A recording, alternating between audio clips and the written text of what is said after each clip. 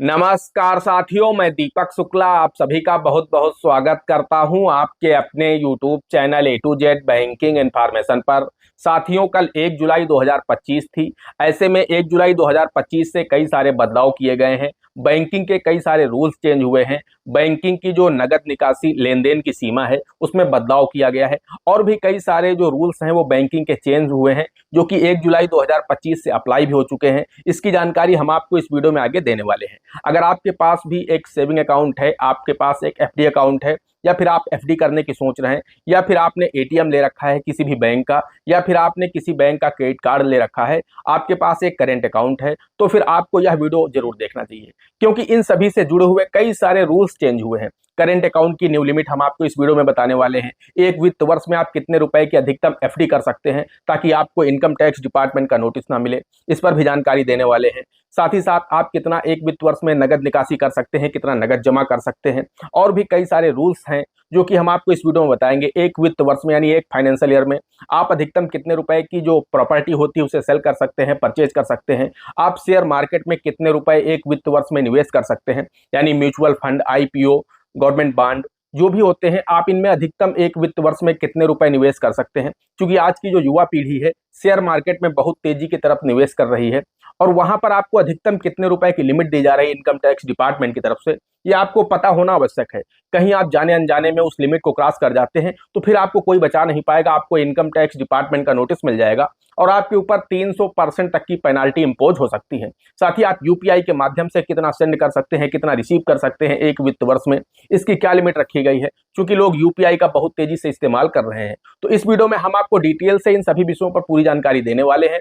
बस आप लोगों से एक छोटी सी रिक्वेस्ट है, वीडियो पसंद आ जाए तो वीडियो को एक लाइक कर देना। चैनल पर नए हैं, पहली बार आए हैं, इसी तरह के वीडियो आगे भी देखना चाहते हैं तो हमारे इस channel A to Z banking information को सब्सक्राइब करके साथ में बेल आइकन को जरूर प्रेस कर लीजिएगा, ताकि जैसे हम इस तरह का कोई भी दूसरा वीडियो अपलोड करें तो उसका नोटिफिकेशन आपको सबसे पहले मिले। चलिए शुरू कर लेते हैं दोस्तों। सबसे पहले हम बात कर लेते हैं करेंट अकाउंट की, कि बहुत सारे लोग करेंट अकाउंट रखते हैं और उसकी करेंट अकाउंट की नगद जमा करने की लिमिट क्या है, यानी एक फाइनेंशियल ईयर, एक वित्त वर्ष में आप अधिकतम करेंट अकाउंट में कितना पैसा जमा कर सकते हैं ताकि आपको इनकम टैक्स डिपार्टमेंट का नोटिस ना मिले। तो दोस्तों हम आपको बताना चाहते हैं, अगर आपके पास में एक करेंट अकाउंट है तो उसके लिए जो लिमिट रखी गई है वो 50 लाख रुपए है। आप एक वित्त वर्ष में अधिकतम 50 लाख रुपए तक ही कैश जमा कर सकते हैं, और आपका जो भी टैक्स बन रहा हो, जो भी आपकी लाइबिलिटी बन रही हो, वो आपको पे करना चाहिए। क्योंकि बिजनेस के लिए लोग अपना करेंट अकाउंट ओपन करते हैं, आप जीएसटी नंबर ले रखे हो, जीएसटी आप पे कर रहे हो, और साथ ही साथ आपकी जितनी भी इनकम बन रही हो उस पर जो भी टैक्स बनता है, जिस टैक्स स्लैब में आप आते हैं उसका आप टैक्स पे कर रहे हो तो कोई भी दिक्कत नहीं है। आप टाइम से अपना आईटीआर फाइल कर रहे हो तो कोई भी दिक्कत नहीं है। लेकिन दोस्तों, अगर आप 50 लाख रुपए से ज्यादा अपने करेंट अकाउंट में एक वित्त वर्ष में पैसा ले लेते हैं और उसके बाद आपको फिर इनकम टैक्स डिपार्टमेंट का नोटिस मिल सकता है। जी हाँ दोस्तों, तो इस चीज का आपको ध्यान रखना है कि आपके लिए जो करेंट अकाउंट की लिमिट रखी गई है वो 50 लाख रुपए है। इससे ज्यादा आपको एक वित्त वर्ष में नगद जमा नहीं करना है अपने करेंट अकाउंट में। आप यूपीआई के माध्यम से, अन्य जो भी ऑनलाइन ट्रांजैक्शन के मोड हैं उनके माध्यम से पैसा लेते हैं तो समस्या नहीं होगी।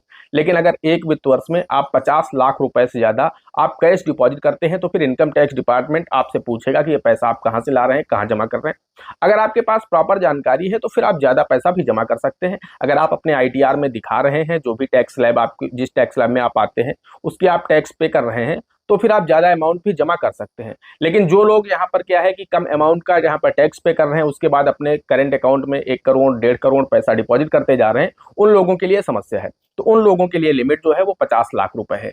अब हम बात कर लेते हैं कि आप एक वित्त वर्ष में अधिकतम कितने रुपए की एफडी कर सकते हैं। 1 जुलाई 2025 से क्या न्यू नियम आए हैं, तो दोस्तों हम आपको बताना चाहते हैं। इसके लिए इनकम टैक्स डिपार्टमेंट की तरफ से साफ कहा गया है कि कोई भी पर्सन एक वित्त वर्ष में अधिकतम 10 लाख रुपए की ही एफडी कर सकता है सभी बैंकों में।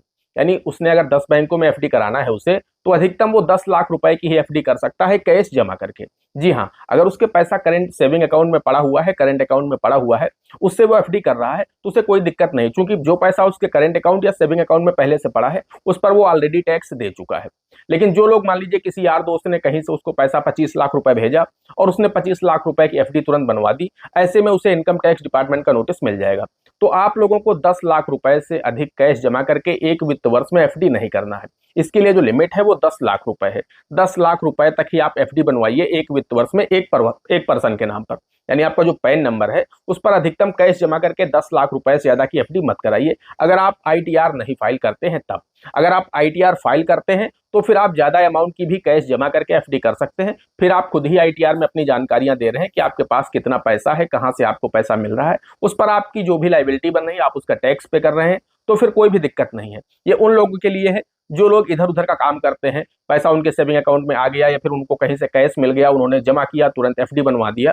तो ऐसे लोगों के लिए यहाँ पर इनकम टैक्स डिपार्टमेंट बहुत ज्यादा सख्त है और फिर उन्हें नोटिस देगा। अगर वो एक्सप्लेन नहीं कर पाते हैं तो फिर 100% से लेकर के 300% तक की पेनाल्टी उनके ऊपर इम्पोज हो सकती है, जो कि बहुत ही हैवी होती है। तो इस चीज का आप लोग ध्यान रखिए। 10 लाख रुपए से अधिक की एफडी एक वित्त वर्ष में मत कराइए।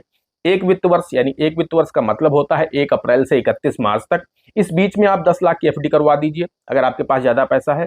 उसके बाद फिर आप नेक्स्ट वित्त वर्ष में करवा दीजिए, या फिर आप घर के किसी दूसरे पर्सन के नाम पर एफडी करवा दीजिए। लेकिन एक पर्सन के नाम पर कैश जमा करके अगर आप आईटीआर फाइल नहीं करते हैं तो 10 लाख रुपए से ज्यादा की एफडी मत करवाइए, अदरवाइज आपको नोटिस मिल सकता है।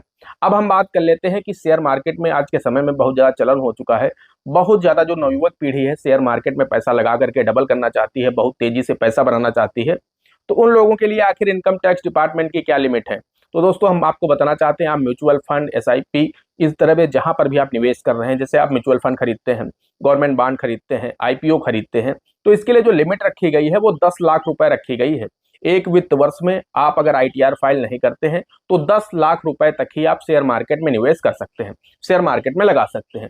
10 लाख रुपए से ज्यादा अगर आप शेयर मार्केट में लगाते हैं उस दशा में आपको इनकम टैक्स डिपार्टमेंट का नोटिस मिल जाएगा। हाँ, अगर आप आईटीआर फाइल करते हैं तो फिर आपको दिक्कत नहीं, आप ज्यादा अमाउंट भी शेयर मार्केट में लगा सकते हैं। अब मान लीजिए कोई सैलरीड पर्सन है जिसकी सैलरी टैक्स कट के आ रही है और वो 20 लाख रुपए एक वित्त वर्ष में आ रही है और वो पूरे 20 लाख रुपए अपने शेयर मार्केट में लगा रहा है, तो ऐसे लोगों को कोई भी दिक्कत नहीं है, ऐसे लोगों का टैक्स पहले ही कट चुका है।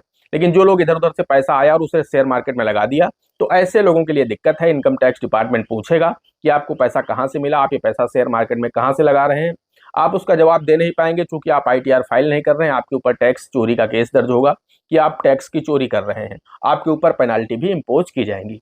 अब दोस्तों हम बात कर लेते हैं कि कोई भी पर्सन एक वित्त वर्ष में यानी एक फाइनेंशियल ईयर में कितने रुपए की प्रॉपर्टी सेल कर सकता है, कितने रुपए की प्रॉपर्टी यहाँ पर खरीद सकता है और कितने की बेच सकता है, ताकि उसे कोई भी दिक्कत ना हो। तो दोस्तों इसके लिए जो लिमिट रखी गई है इनकम टैक्स डिपार्टमेंट की तरफ से, वो रखी गई है 30 लाख रुपए। एक वित्त वर्ष में आप अधिकतम 30 लाख रुपए तक की प्रॉपर्टी सेल भी कर सकते हैं और 30 लाख रुपए तक की प्रॉपर्टी आप परचेज भी कर सकते हैं, उसमें आपको कोई भी दिक्कत नहीं है। लेकिन अगर आप इस अमाउंट से ज्यादा की प्रॉपर्टी सेल करते हैं या परचेज करते हैं तो फिर आपको इनकम टैक्स डिपार्टमेंट का नोटिस मिल सकता है। अगर आप आईटीआर फाइल करके जानकारी प्रॉपर दे रहे हैं कि हाँ मैंने 2 फ्लैट खरीदे हैं जिनकी कीमत 50 लाख रुपए है, उस दशा में आपको दिक्कत नहीं होगी। लेकिन अगर आप बिना आईटीआर के आप 50 लाख, 70 लाख, 1 करोड़ की प्रॉपर्टी सेल कर रहे हैं या परचेज कर रहे हैं तो फिर आपको नोटिस मिलेगा और आपके ऊपर पेनाल्टी भी इम्पोज की जाएंगी। अब दोस्तों हम बात कर लेते हैं यूपीआई की, कि आप यूपीआई के माध्यम से एक वित्त वर्ष में कितना सेंड कर सकते हैं, कितना रिसीव कर सकते हैं। तो दोस्तों इसके लिए इनकम टैक्स डिपार्टमेंट या फिर जीएसटी डिपार्टमेंट की तरफ से कोई भी मतलब एक तरीके से कोई निश्चित गाइडलाइन नहीं बनाई गई है। लेकिन आप लोगों को पता होना चाहिए कि अगर आप कोई सर्विस प्रोवाइड करते हैं उसके लिए लिमिट 20 लाख रुपए है, अगर आप कोई गुड्स सेल करते हैं उसके लिए लिमिट 40 लाख रुपए रखी गई है।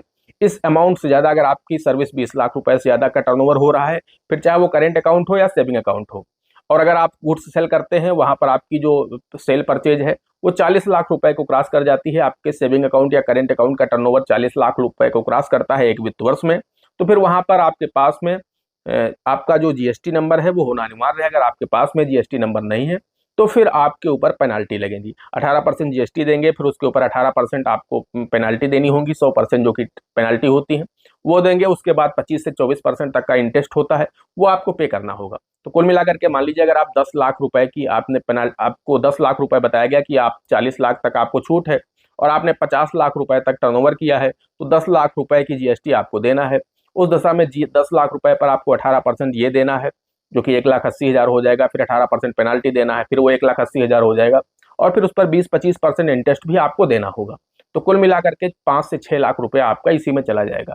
तो इस तरह से आप लोग बचा सकते हैं कि आप अगर कोई सर्विस प्रोवाइड कर रहे हैं तो 20 लाख रुपए से ज्यादा अगर आपकी सर्विस आपके खाते में टर्नओवर हो जा रहा है तो आप जीएसटी नंबर ले लीजिए। वहीं अगर आप कोई वस्तु बेचते हैं तो फिर अगर आपके खाते का टर्नओवर 40 लाख को क्रॉस कर रहा है एक वित्त वर्ष में, तो फिर आप जीएसटी नंबर ले लीजिए, अदरवाइज आप दिक्कत में फंस जाएंगे, आपको जीएसटी डिपार्टमेंट का नोटिस मिल जाएगा। अब हम बात कर लेते हैं क्रेडिट कार्ड की, कि आप एक वित्त वर्ष में कैश में अपने क्रेडिट कार्ड का भुगतान कितने रुपए का कर सकते हैं। तो दोस्तों उसके लिए इनकम टैक्स डिपार्टमेंट की तरफ से लिमिट रखी गई है 1 लाख रुपए। अगर आप एक वित्त वर्ष में 1 लाख रुपए से ज्यादा कैश में अपने बिल का भुगतान करते हैं तो आपको इनकम टैक्स डिपार्टमेंट का नोटिस मिल सकता है, आपके ऊपर पेनल्टी इंपोज हो सकती है अगर आप ITR फाइल नहीं करते हैं। अगर आप ITR फाइल करते हैं तो फिर ज्यादा अमाउंट भी अपना कैश में पे कर सकते हैं। ऑनलाइन की बात करें तो ऑनलाइन आप एक वित्त वर्ष में भले ही आप 10 क्रेडिट कार्ड चलाते हो, 5 क्रेडिट कार्ड चलाते हो, अगर उनका टोटल बिल 10 लाख रुपए को क्रॉस कर रहा है, उसका आप पे कर रहे हैं, भुगतान कर रहे हैं, उस दशा में आपको इनकम टैक्स डिपार्टमेंट का नोटिस मिल सकता है।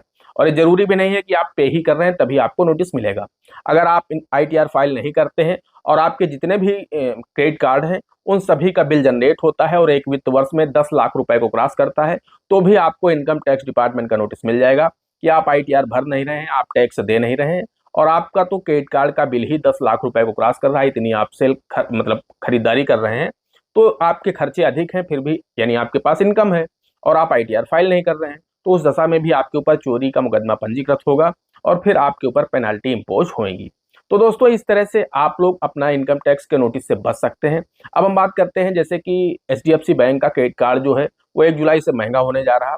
इसके साथ ही साथ जो ICICI बैंक है उन्होंने कहा है कि हम जो मंथली आपको ATM के ट्रांजेक्शन देते हैं कि आप ATM से कितनी बार ट्रांजेक्शन कर सकते हैं, उससे ज़्यादा अगर आप ट्रांजेक्शन करते हैं तो उस पर भी ICICI बैंक चार्जेस बढ़ा रहा है जो कि 1 जुलाई 2025 से लागू हो चुके हैं। अभी उसकी लिस्ट नहीं आई है, नहीं तो मैं आप लोगों को दिखाता कि अब कितने चार्जेस हो जाएंगे। तो कुल मिलाकर के दोस्तों ये बहुत सारे चेंजेस हैं जो कि 1 जुलाई 2025 से हो चुके हैं।